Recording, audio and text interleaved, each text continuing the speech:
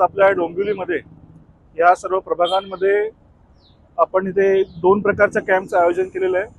मी मिहीर मुकुंद देसाई, भारतीय जनता युवा मोर्चाचा महाराष्ट्र प्रदेश सचिव म्हणून भारतीय जनता पार्टीच्या वतीने या आपण कॅम्पचं आयोजन केलंय।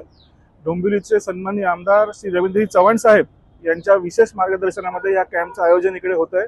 मला सांगायला आवडेल की आज दोन प्रकारचे कॅम्प आपण आयोजित केले आहेत शिबिर।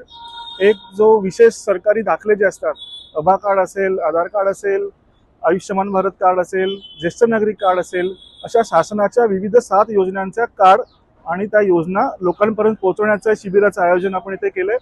त्याचप्रमाणे शहराची गरज लक्षात घेता ज्येष्ठ नागरिक असतील, महिला असतील, लहान बालक असतील यांच्यासाठी विशेष आरोग्य चिकित्सा शिबिराचं आयोजन देखील इथे केलेलं आहे।